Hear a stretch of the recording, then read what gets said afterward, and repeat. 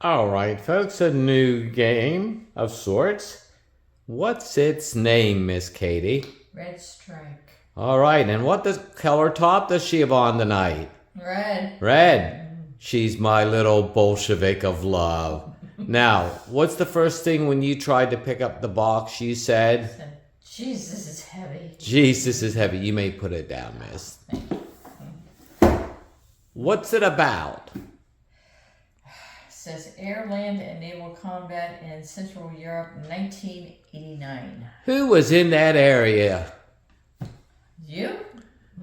Me, because this poor, sad woman wasn't married to me then.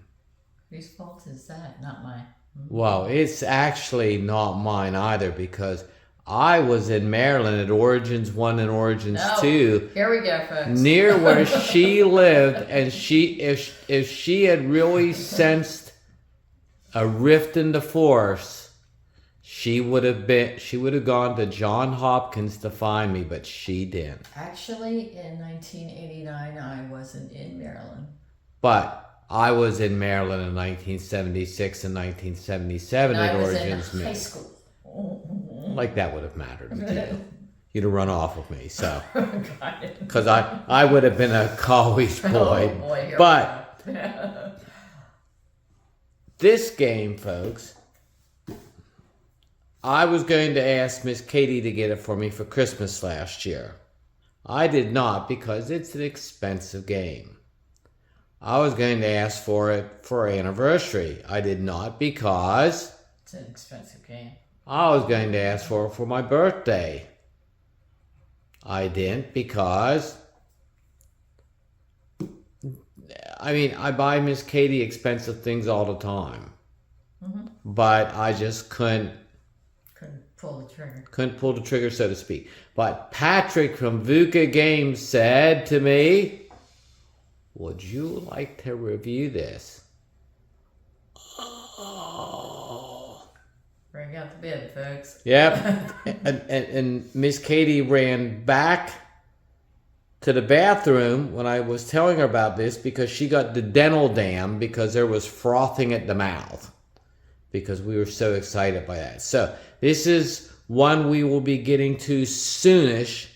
We've got some other projects on the way, but this is one, first, because it's a large and expensive game. Second, because I like VUCA games. Third, because I owe Patrick the due diligence and respect that he and VUCA should get for sending me the game. So, but having said that, let's see if she remembers what a dip position is. A what? A dip position, because we've talked about dip positions many times. I still know all my dip positions in the full to gap. No. Die in place positions. Okay. Because that would meant that if I didn't die here, as we fell back, as we assumed these were going to be we had kind of pre-plotted positions and places we had things dug sometimes. If we didn't die here, we were probably going to die there. If we didn't die there, we were probably going to die here. Assuming a Soviet Hind D helicopter didn't blow our ass up first. I said a bad word. That's A with a squiggle mark or something and an S. So, see, I didn't say a bad word. So, update on Fuzz. Fuzz is still alive. If Fuzz can hold on for another 28 hours, do the math. 28 hours, he will be 10. He's eating much better. He's much more mobile, but we know we're playing out the game. So, but we're making his days good, and he's asleep, cuddled up next to his buddy Hunter, the Golden, because Hunter and Fuzz are good friends, and Fuzz always has thought he was kind of a Golden, I think. So something about orange tabbies, they like golden retrievers. Yeah, all of our Goldens and all of our orange tabbies have just been buddies. Always so been buds. Odd, but that's the way it is. So, all right, folks. Happy New Year's. I will be doing my part in a while, but you get to look at the beauty first, and then you get the beast later. Thanks, folks. Okay.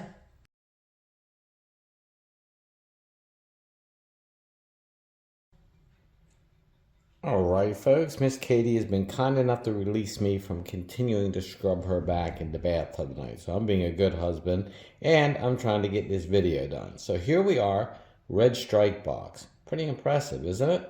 I mean, because let's look how deep it is. That's a big box, isn't it? Kind of different art. The back, let's look at the back. Small print, isn't it? Very small print. But good looking. Okay, let's look at the, well, they're not exactly rule books. They are all your tables. And of course, here's your counter legends. And then here's your train effect chart. Except we're talking about lots and lots, and we're going to turn this around, lots and lots of tables. Here you've got action stages. Here you've got offensive mode. You've got missile warhead and hit tables. You've got the various vehicles, the Warsaw Pact aircraft, marker legend, you can convoy reinforcements, supply points. You can't say enough about what's going on with this game now, can you? Just on that. Okay. And of course, if it's VUCA, you're going to continue to get overwhelmed in the most positive manner of charts and all. Here's for victory points, supply points, world opinions in battle 1, and of course, game turn and the sequence of play. Again, it's VUCA. Prepare to be overwhelmed in the most positive manner. Very good so far, isn't it? Now, let's walk around to the scenarios. Okay, land of confusion, 2 tribes. I believe it's 6.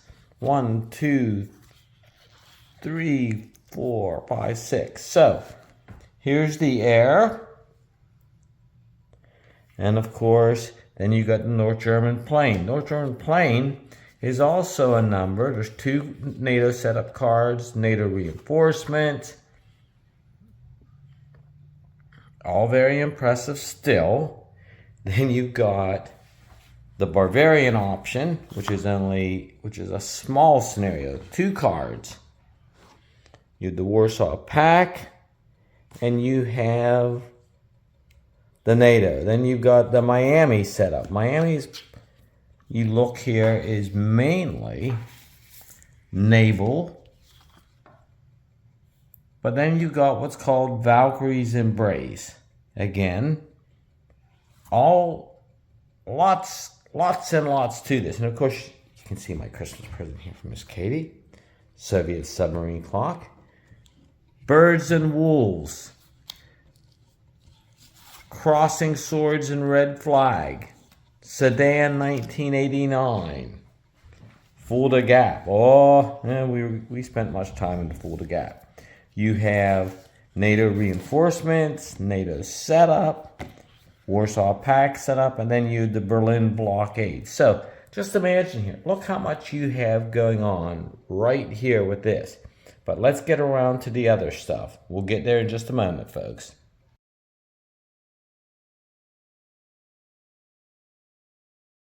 All right, now you're thinking to yourself, VUCA only put stuff on one side of the card. Well, of course they did.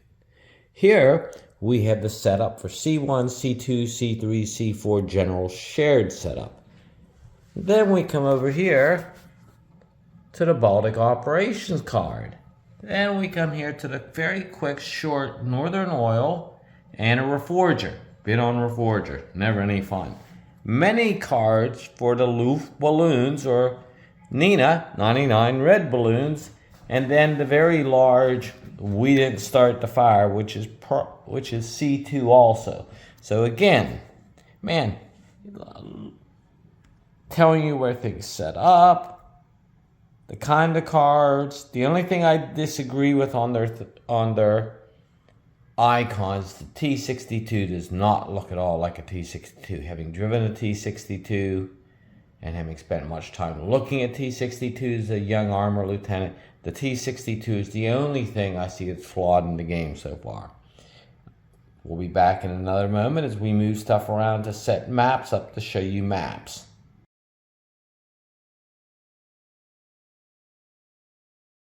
Next element. Not maps, huh? Very perceptive, folks. We have a couple things of map sheets of operational air bases. Not just strategic, but operational. We have 4 for NATO. Notice here we even have Sweden. We have only 2 for the Soviets. Now let's look. Is there anything on the other side? No, how about that? And then we have strategic air bases, 3 sheets each for both sides. So we have that. Then we have game cards. That would help if I turn around the right way. And let's see, what's a game card look like? Military coup in Warsaw. Okay. Or Israel attacks Iranian nuclear installations, probably sooner than later. All impactful cards for the game. Now we'll get to maps, folks.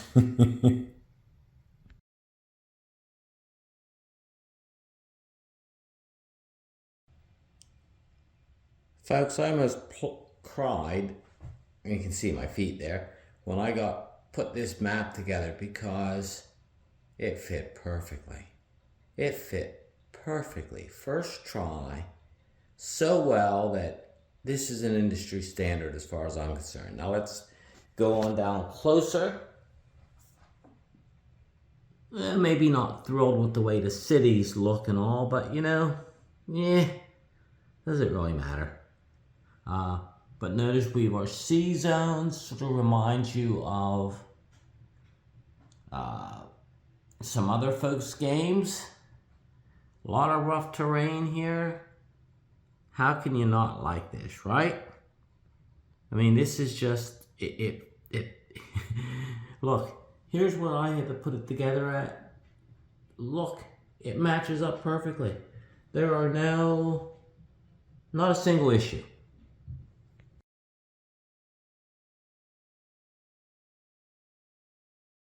For the gap map, and notice here, we have all the airfields on the sides. We have the little tables at the top. You know, complete setup right off. I can, just, and you gotta kind of like this isolation like this. Pretty dang interesting to do that. And then we've got the Red Strike, the Barbarian option. Again, I mean, these things are just eye candy to look at the way they're set up. What do you think so far, folks? Then we have, what do we have next here? We have the Norway and the Baltic states. Baltic states, correction. The Nordic states. And here you've got Canada, you got Greenland, Iceland.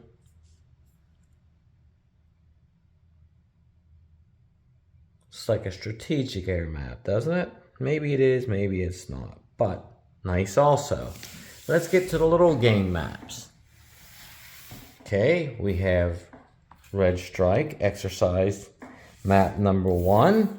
Correctly turned around now. Excuse the glare, folks. That's we have the same thing here for Red Strike Sudan, 1989. We have the small scenario for the Reforger map. We have, of course, the Air Naval Combat Resolution Table. We have the overall map that tells you what's where and on things, mainly the big areas. And of course, hit registers. One side only.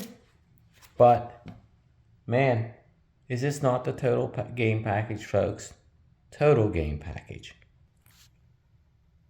And just for in case you thought we were done, where was the Berlin blockade and North German plain map? Well, it's right here. Look at this. There's more. It makes you feel almost like you're in an ops center.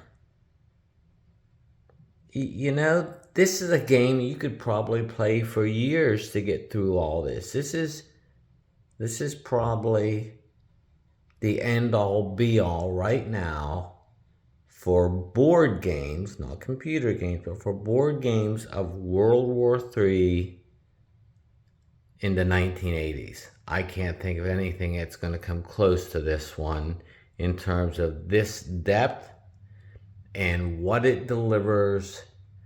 20 scenarios? Think of it.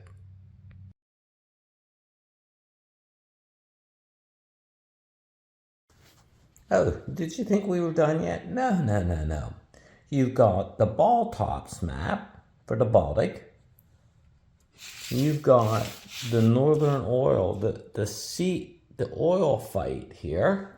You have Red Strike exercise map number 2. Remember, we looked at exercise map number 1, and then we got another scenario, the North Sea. So again, you're awash in maps, folks. There is so much to do with this game. It's unbelievable.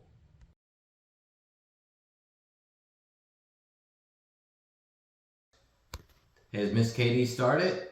She has started. Books. Scared of books on this subject. The best, Red Storm Rising, Tom Clancy. Far and away the best book. The political aspects of it are very well covered, very believable. The second best book, which many of you may not have heard of, and it is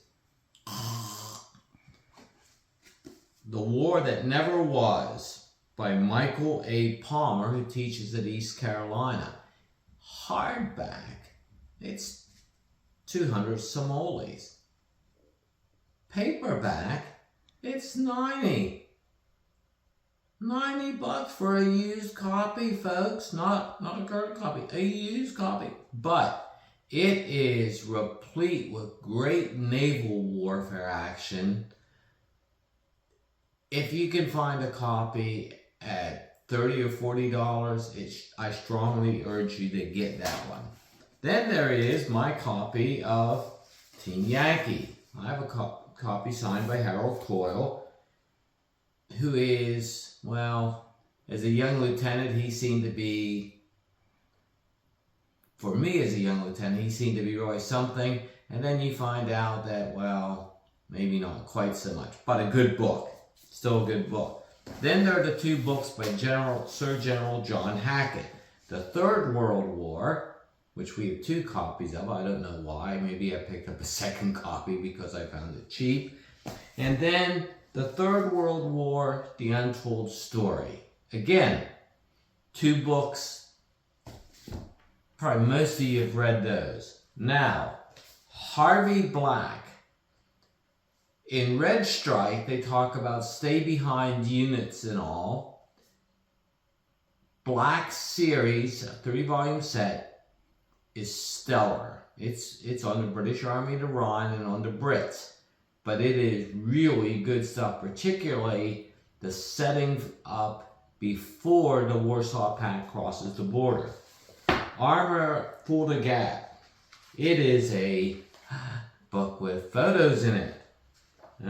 Generally kind of grainy and all, but still nice. And anything that has a 2S1 getting killed on it, you know, you gotta like it. Come on. Then there is Chieftains, another British Army book. Not bad at all. Maybe not quite as good as Mackesay's First Clash. I don't know which one I like better. Again, NATO allies, British and Canadians, good books. 1983, dealing with Able Archer. Yeah, it's not directly on a World War III game, but you need this one is very well written. Hadn't come across Able Archer until I was working on the Joint Chiefs of Staff, and when I came across it, I went, oh my God, we were really close to a nuclear exchange. This is a time where the Soviet leadership was seemingly changing about every 82 hours because they kept dying off because they were old farts. Books we all like to get our hands on. This is my original copy, Soviet Military Power, 1987. Lots of nice pictures. Lots of cool pictures. These things, if you can find them on Etsy or eBay, scoop them up. And then, of course, there is the Ralph Peters, Red Army, maybe the second best book he ever wrote. His best, I think, is In the Valley. After that, well, and I'm not certain how much I like this book either. But it's the Soviets winning it. So, we kept it under 5 minutes. Miss Katie's happy because she can get back to playing her game. And having Fuzz lay at her feet. Fuzz is still alive, folks. He made 10 years. Yay! So, we know the clock is ticking on him, but life is still good that way. So, thank you, folks. We got a lot to compile here. And, of course, it's all for Red Stripe from VUCA Games. And VUCA, thank you for sending this huge game to us. Thank you. Have a big Matheson's page. He has a GoFundMe for his daughter who has breast cancer and needs help. Thanks, folks. Bye.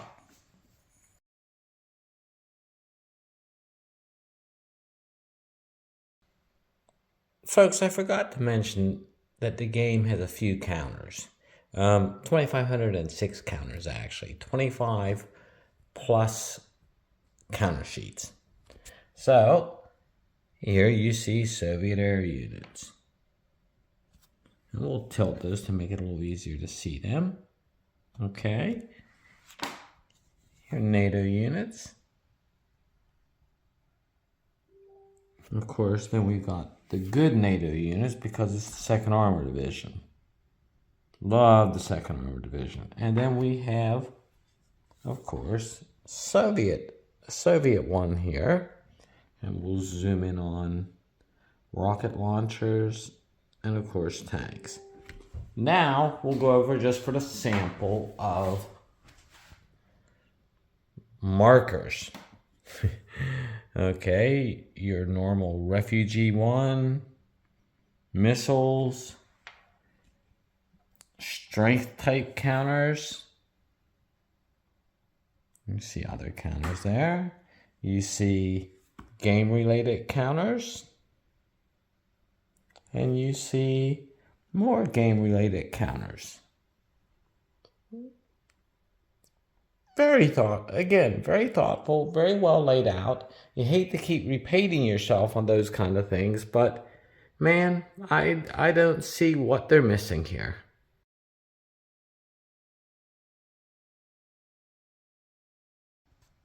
Folks, a little extra stuff to talk about here tonight. The rule book. The rule book is 55 pages long, and the scenario book is, oh dang, and write that note down.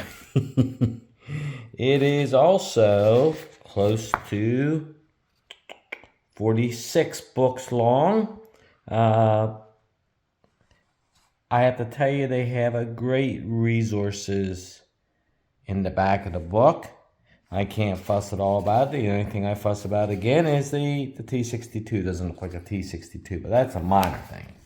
All right. Oh my, excuse me. The weird thing is here, you notice, well, there's no tanks. Come on. Why no tanks, VUCA? You guys know better than that.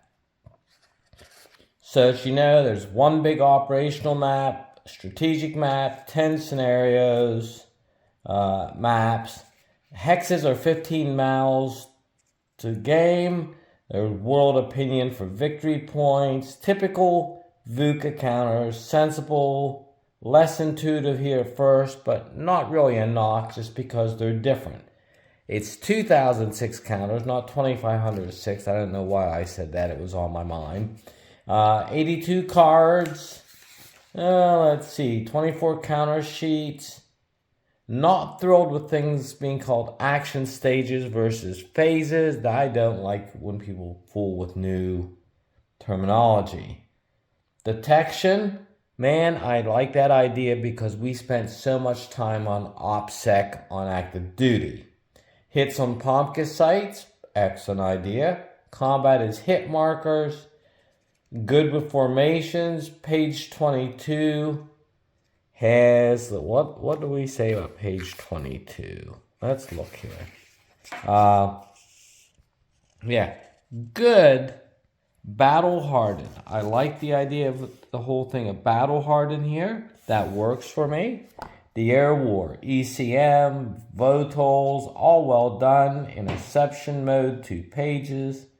Naval War with attacks on oil rigs, oil terminals, refugees, stay-behinds, which we talked about with the one book, and mode sites. So, I don't know how you can, again, ask for more with this, but this is just really something to look at. I want you to look at this hard. It's a game to consider, and right now it's 148 on the VUCA site, folks. Thanks.